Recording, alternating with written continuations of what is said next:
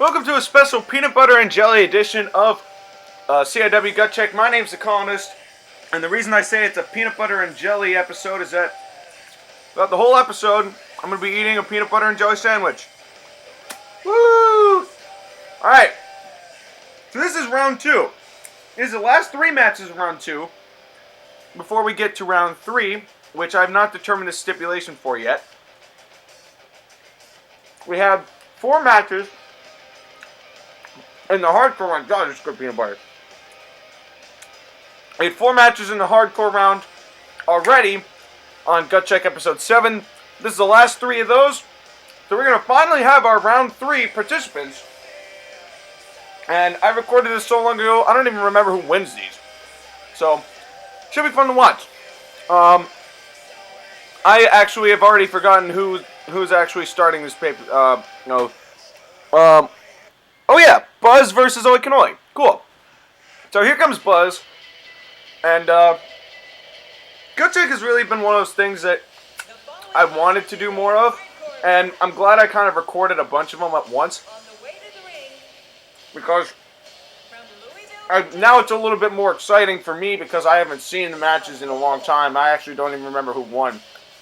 So, this is the first CIW show after Harvest Havoc, which was a tremendous show in my most humble opinion.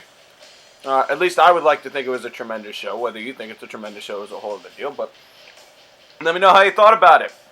Shoot me a message on the Facebook page. Shoot the page a message on the Facebook page. Talk about it in the comments. Haters are welcome too. I don't really care. Any interaction is interaction. Any publicity is publicity. Which is how I assume the Kardashians basically live their lives. It's just, you know what? We're getting publicity. Whether it's good or bad, we're still in the news. We're still getting money. We're making a profit. So, is it the best way to live? Probably not. But here comes one half of the GutCheck Tag Team Champions. Oli Cannoli. The Oli Cannoli. Now, as usual, I have no idea where I put the binder that had all of this stuff in it. Is this it? Nope. Is this it? Nope. Is this it? Nope. Alright, gotta go hunting again. So, I'm really over. Because every time I start one of these commentaries, right around this time, every episode, right around this time, I have to go hunting for the CIW binder. And you'd think that I would have my shit together good enough at this point where I'd just have it with me. You know, I'd make sure it was by my side before I start the episode. But I actually decided to do this episode kind of on the fly. I know it is a day late. You're just going to have to cut me some slack for that. This has been a very stressful week. I've had a lot on my mind. I'm already halfway through this sandwich, so I guess this is the peanut butter and jelly match. Not a full episode. Maybe I'll stop the tape halfway through and make another sandwich. But I don't know if I can handle 3 sandwiches. But you never know. And actually, I lied. It's actually almond butter. And, you know what's so fucked up? The fact that almonds now are like almond butter is like $14 a jar. Because of the bees. The frickin' honeybees are dying, and because the honeybees are dying, they're ruining all the almond crops. And because they're ruining the almond crops, we can't get a frickin' jar of almond butter for less than $16 goddamn dollars a jar. Now, nothing happening. Awesome. So I can still talk about these bees. Save the fucking honeybees. I don't know what we're supposed to do about it, but, you know, save them. Well, nice backbreaker by Cannoli. And, but I got annoyed because almond butter tastes so good. And yet, I don't even want to buy it anymore because it's like, you could buy a drink at a bar, like a martini, at an expensive bar for $10. You can buy a drink in New York City, probably for cheaper than you can buy a jar of almond butter. And that's just so messed up. And now, Buzz countering Cannoli. Cannoli countering Buzz. Gonna see that a couple times. And, is that a poison mist? Buzz with the poison mist. He's going back to his Oriental roots, or at least his Oriental training back in Japan. Another set of counters. Another bite of almond butter sandwich. And now Cannoli looks like going for a textbook suplex. Page 42. Nicely done. And now a headlock. A side headlock will be enough to get Buzz to tap out. Remember, this is a hardcore match. We really haven't seen any manifestation of that as of yet. But, as it is, these two trying to take each other to the limit here. Man, it's such a good sandwich. I wish I had more bread. Because I kind of lied in saying maybe I'd make another sandwich. Actually, I have no more bread in my house, but because I used the last two to make this sandwich, but I need something to eat. And now just back and forth. Now a side headlock, this time on Buzz's behalf, will be enough to get Cannoli to tap out in this very technical, non-hardcore, hardcore match. So, a whole lot of nothing going on right now. At least we haven't gotten to the good stuff. But this may not be the episode for it, or this may not be the match for it. These two may want to just sew it in the ring. Now, the whole point I got the CIW binder was to tell you whose teams these guys are on. Buzz is on the Shadows team. Ole Cannoli is on Magnitude's team. So this is a Magnation Originals matchup. A nice jawbreaker there by Buzz, who defeated somebody, I think, Magma? No, that's not right. Challenge. GutCheck Championship. Let's see what we got here. Buzz beat Fozzy to get here. Ole Cannoli beat Chesterfield. And so that is where we stand right now. And Ole Cannoli looks like he's going to go for a leg attack. Take a drink. In my case, I'm going to take another bite of this sandwich. I should mention that this was also a toasted peanut butter and jelly sandwich, or almond butter and jelly sandwich. Oh, nice thrust kick. Shades of CIW champion Bruce Lee. Who, if you haven't seen the pay-per-view, I'm not going to spoil it. But probably on Saturday, I will spoil it. Because by then, if you haven't watched the pay-per-view, you're lost. But, oh, now we're starting to get hardcore. Here comes Buzz. Or Buzz is on the outside with a chair, I should say. He hasn't really done anything yet. And there we go. Chair shot. Down goes Cannoli. Will one chair shot be enough to put Cannoli away? Buzz tripping on nothing. And now another chair shot to the back. And a third chair shot. And Ole Cannoli down. And now a sledgehammer being brought into play. Referee Luke Goss assigned to this contest. And got to admit, I'm pretty happy that we're getting past round 2. What we're going to have is at our next pay-per-view, which will take place on December 12th, there'll be a pay-per-view known as Revelation. And Revelation is going to be our biggest pay-per-view we've ever had, with 10, count them, 10 matches on the card. We may split it up into 2 halves, and we might also have a pre-show on top of that. So it looks like we're gonna have the GutCheck Championship. We're gonna have the finals of the tournament. We're gonna have the GutCheck Tag Team Championships on the line. So you will see Ole Cannoli on that pay-per-view. You are going to see every CIW championship defended. Here we go. And Buzz going for the Buzz kick, which is very reminiscent of a kick that Bruce Lee uses. Could be over here, and Ole Cannoli has been beaten. And your winner and moving on to the 3rd round is Buzz. And a great effort there, kind of a one-sided victory on Buzz's behalf. And I guess it's somewhat of a shame that I talked mainly about almond butter during this match and I didn't really pay as much attention. But it's GutCheck. I mean, it's not that I don't love GutCheck, I do. And I have a lot of fun doing commentary for GutCheck. But it's GutCheck. You know, when we've gotten this tournament, I think once we've gotten this tournament out of the way, I'm going to be way more invested in GutCheck. Because then I can actually start doing, like, storylines. I can start having a little more fun with it. And I'm not, you know, it's just has been a long tournament. And it's kind of, and it's a shared philosophy that once you start a tournament, all you ever want to do is finish it. When you start a tournament, it's like, oh yes, new tournament, get to fill out a bracket, it's going to be so much fun. And by the time you're done with the tournament, you're just like, oh my freaking god, thank god that's over. But your winner is Buzz, and with that said, we now have round 2 between Trevolution's him and the Colonial Clone. Colonial Clone, a member of the NWO Shark Tank, my team, which I have actually just rephrased to the Shark Tank because there's far too many New World Orders going around.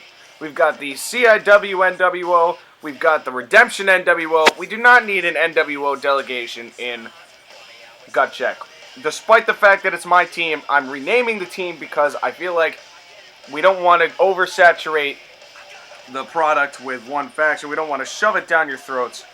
WCW, cough, cough. But, or actually, speaking of and looking at that picture, that man shoving down your throats, WWE, Vince, cough, cough. So, now that I'm out of almond butter and jelly sandwich, that was apparently just for the one match, and here we go. This is going to be an interesting hardcore match that we're going to see between the super heavyweight him, as I said, part of Trevolution, here he comes, and then Sean McCarty, the Colonial Clone. Now, here's some fun facts. Him was the first pick in Trevolution's team. The Colonial Clone was the 3rd pick in Team Shark Tank. Him went 2nd overall. Colonial Clone went 15th overall. And both of these men have gotten a win in their respective matches. Him also got a win in the tag team, the little mini tag team tournament that we had, and was in the finals of the GutCheck Tag Team Championship Tournament, where he came up short to Team Magnitude, Fort Wayne Mad Ants, CIW version. And I'm going to now take this time while we're watching the Colonial Clone come out to get your Al Snow tweet of the day. I saw one just this morning that I thought was kind of funny, so. Although, it's kind of hit and miss with Al Snow now. They used to be all funny, and now they're like, some of them are like inspirational. And, oh, here it is. So his most recent one, 15 hours ago. We'll do that one. Cool. Yay, my team, me, woo! And I don't know why Ermac decided to copy the Colonial Clone and take his entrance, but the lawsuit's in the mail. The summons for court to Ermac is in the mail, but as with Ermac's lawyers, they have many, we have but one. But so I doubt we're probably not even gonna win it. But in any event, we're still gonna try. We're still gonna try. I just hope we don't end up like Jax, where we lose both of our arms. Unless it does mean that we get these badass robotic arms, like cybernetic attachments that are like way more powerful. That would be pretty badass. But seeing how the chances of that happening are pretty low, considering the CIW budget, and considering how much we're paying this particular lawyer to represent us, I'm doubting that we're probably going to be able to afford cybernetics. So the lawsuit might end up being dropped. But let's get to that bridge once we reach it. Let's cross it once we reach it. But in any event, Colonial Clone versus him.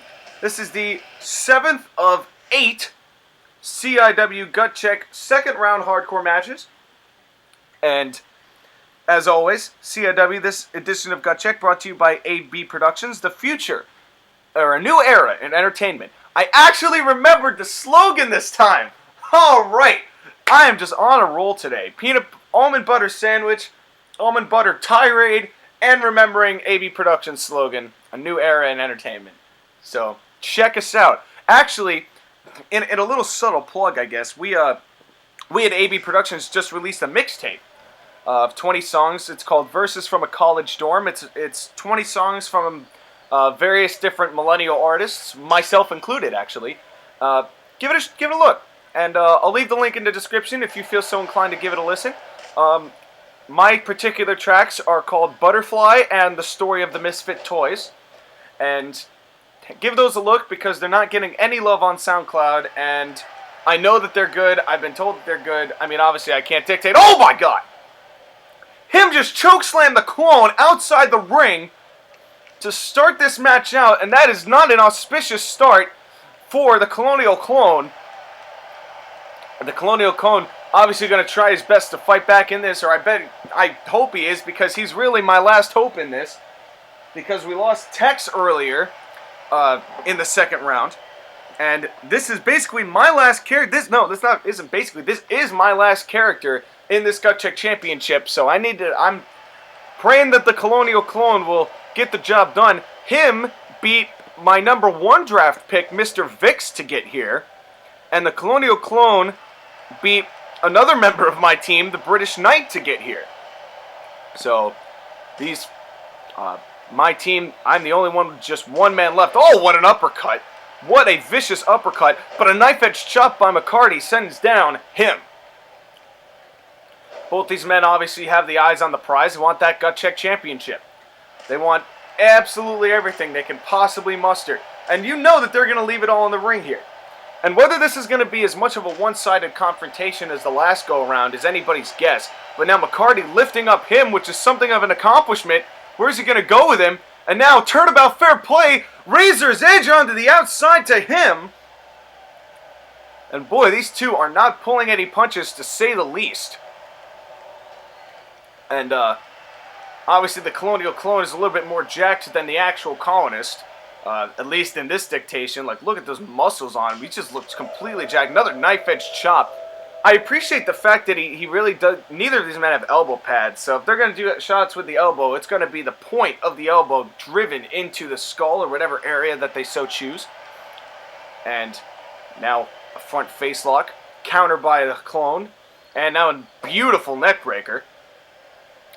But probably not enough to put him away just yet. But there's still plenty of time in this match for either man to gain a significant advantage. So far, it's been pretty back and forth. And now what's going to happen now? More counters. Referee Luke Goss really has really improved, I have to say. He has really improved as a referee. Since he's been demoted to GutCheck, he's been less terrible. And that's what we shoot for, folks. Not terrible. And a nice sidewalk slam by him, I should have added. Now him going for a steel chair.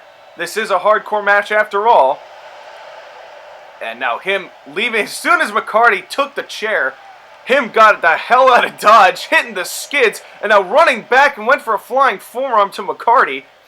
And now the clone had the chair taken away from him and then driven into his chest. Which is not a good deal for the clone, or for the Shark Tank for that matter. And obviously, I'm a little biased in this one twofold. First of all, because he's my clone. Second of all, because he's my last chance. He's my only hope in this GutCheck Championship Tournament. And even though he might be a terrible wingman, I still need him to win that gold. We need some gold around the waist of the Shark Tank. But so far, it is still anybody's game. And this measuring out, this feeling out process, taking a little longer than one would maybe expect. And what a chair shot! What an emphatic chair shot, and I'm kind of questioning why him didn't get out of the way. He kind of got into the ring, stood there and watched him get hit with a chair. And now just a right hand, and him lost his balance, it looked like. And now, what, a running knee to the face. Shades of the Nature Boy, Ric Flair, or of Triple H, both used the maneuver. Triple H, a good student of the game, as is the Colonial clone. And now we might see a weapons duel here between chair shots and a sledgehammer. But Sean, as soon as he saw that him got that sledgehammer, knew better than to try and combat strength with him, especially when him is holding a weapon. And how strategic was that exchange? Waiting for him to make the mistake and then capitalizing right there as McCarty went for that chair shot on the mark. And now choking the life with that sledgehammer, choking the life out of him. And down goes Trivolution's #1 pick. Both of these men want that championship, but only one will advance. And now, it's hard to tell from here, but it looks like McCarty's got a figure 4 on the outside. Remember, this is a Falls Count Anywhere match. Him could tap out here on the outside and the match would end. But will it be enough? And not on this encounter, but a nice technical move there by the Clone. We were saying shades of Ric Flair with the knee drop, also shades of Flair with the figure four. Or Jeff Jarrett back in the late 90s, but I doubt how many people are actually, when they think figure four, I wonder how many of them actually think Jeff Jarrett. If no one else other than Flair, I would say that has to go to Greg Valentine. The Mr. Misogynist Greg Valentine, but he definitely knew how to lock in that figure four. He was a talented guy, and speaking of elbow shots, as we were mentioning earlier, the Hammer, Greg the Hammer, and now for the third time, McCarty has gotten him off balance with that steel chair, and twice with the sledgehammer, and now as soon as McCarty doesn't have a weapon, gets away from him, and that's how smart this guy is. And we've been seeing a weapons clash so far in this encounter, but who will become the member of round 3, man number 7, to make it into the Elite 8? And again, I'm not quite sure what I'm going to do for the third round as far as stipulation goes. I'll figure that out once I actually record them. And now just the shots to the face, a vicious raking of the face of him with that barbed wire 2x4. And I'm surprised it didn't actually bust him open, but then again, who knows where him is actually from. And now right into the ring post, and a beautiful back suplex, take a drink. And McCarty obviously not pulling any punches, pulling out all the stops, and he knows he has to do that in order to beat him. Him is a very strong and intimidating character. Now a cover onto him. Will it be over here at 2? And it's over! I didn't think it was going to be over. I thought that there was way more of that match to be seen. Well, it shows how much I actually knew what was going on. McCarty pulled up what I would have to deem an upset against him, but McCarty strategically, I think that was definitely a more of a mind games and a strategic battle than it was a physical brawl. Not to say that it wasn't physical and it wasn't intense, because all hardcore matches are for the most part. But your winner, the only remaining member of the Shark Tank, the Colonial Clone, who moves on. And I promise you, folks, I promise you, I have no influence on these matches.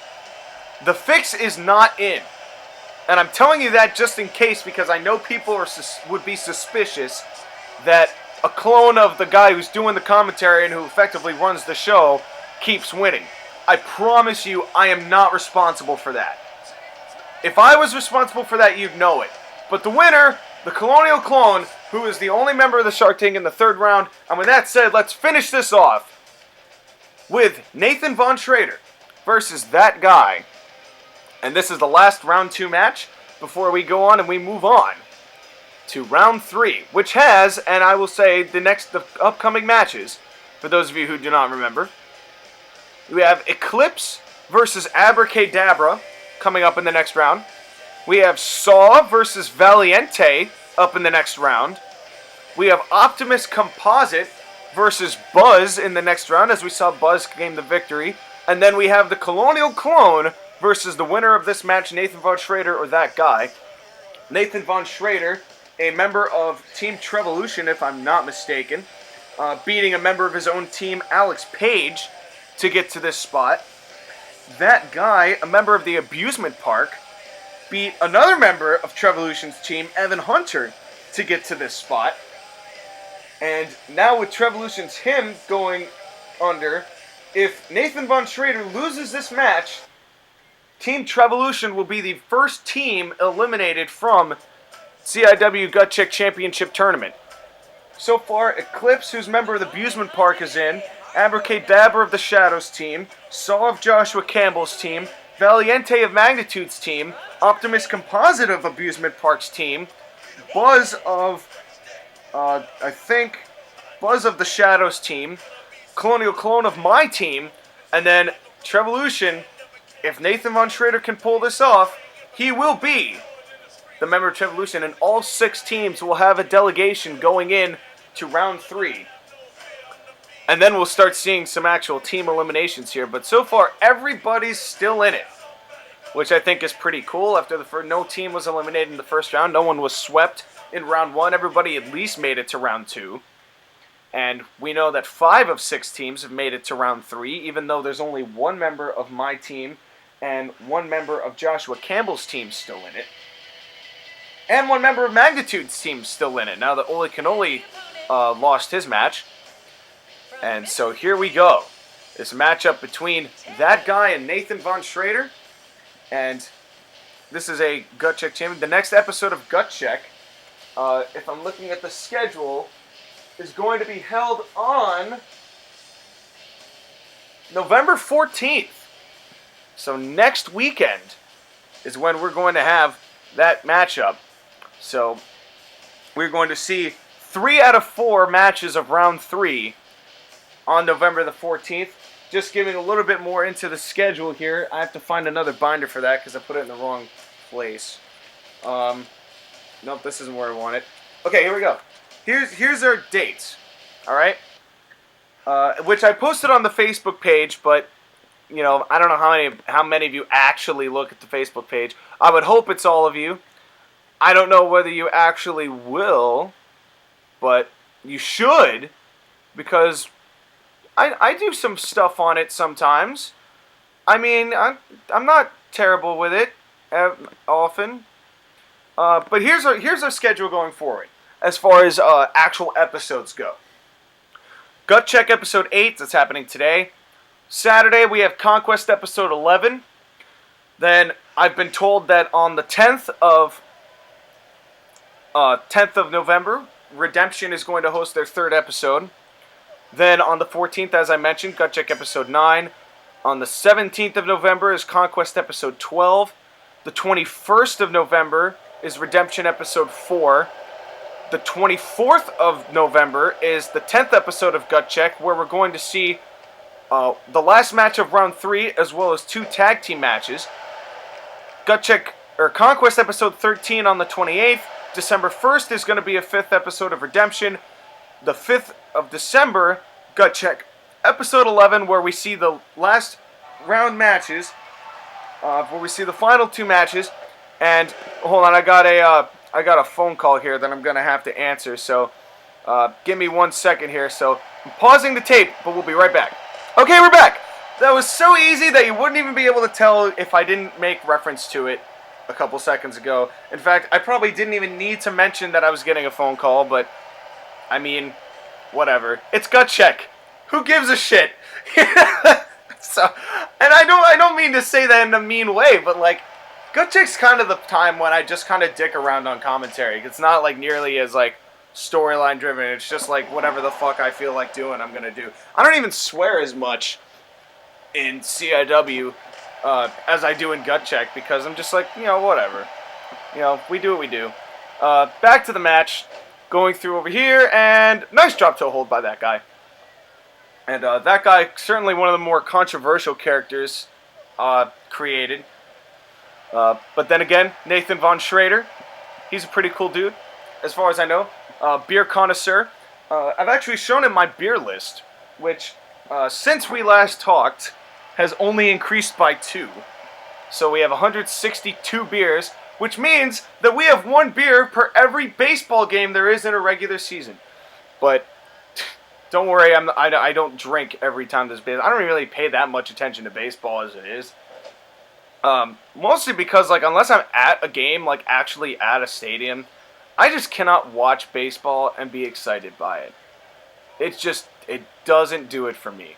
I like watching highlights of baseball. Like, I like watching, like, cool grand slams and, like, those really clutch plays. But, like, I'm not going to go out of my way to sit down and watch a baseball game unless I'm actually at the baseball game.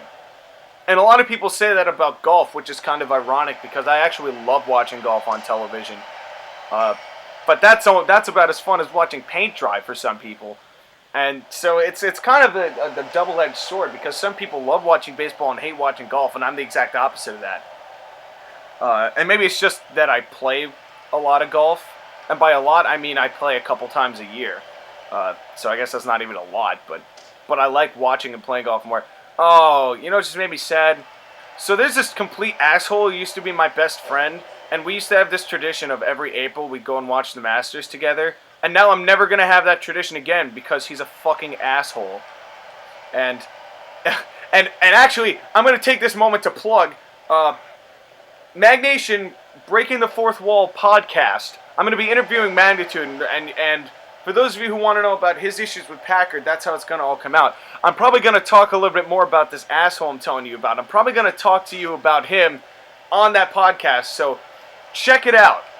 And what I'll do is I'll put the link to that in the description, not to that podcast, but I'll put the link to the first one, where I interviewed Trevor of the Magnation, who's done a cameo here and there for CIW. And so now, oh, you know what I just remembered about this match? This match is going to be about 5 minutes of uneventful. Okay, I don't even know why this happened or what caused this to happen. But this match has this weird thing where everybody's walking toward the ring bell for no reason. Like, they're just, yeah, where are you going, that guy? Why are you backpedaling in place? You're just waiting, see, okay. Oh, let's do an Irish whip. And, oh, no, back to walking back over here. And now a knife-edged chop by Von Schrader. And I don't know what's so enticing about that ring bell, or maybe you're just trying to impress me right here in front of you. But now double shoulder block, or shoulder thrust, rather. And now Von Schrader with that sledgehammer. Missing again. Second or third time that's happened. And basically just everything's going to be happening in this corner. Looks like, oh, Von Schrader might be going for the atomic bomb. Might be going for the Manhattan Project. Oh, Jesus Christ. Holy crap. What an emphatic shot that was. I don't think, you know, it's funny. I think I'm going to call it the Manhattan Project, even though he's German. And he's from Germany, but, you know, whatever. Now that guy choking the life out of that guy, or out of Von Schrader, rather, with that sledgehammer. Now, walking toward the ring bell. Yay! I love when SmackDown vs. Raw 7 is as dumb as WWE 13. That's just always fun. Thanks a lot, THQ. Thanks a lot. One of the many issues I have with this game, but you know what? If you want perfection, go watch something else. You know, I mean, it's our mantra. Not terrible. CIW, and quotes. Our slogan. Not terrible. And now, oh, Jesus. And now Von Schrader just slamming the skull of that guy into the steel steps, but only effective once. And now, why?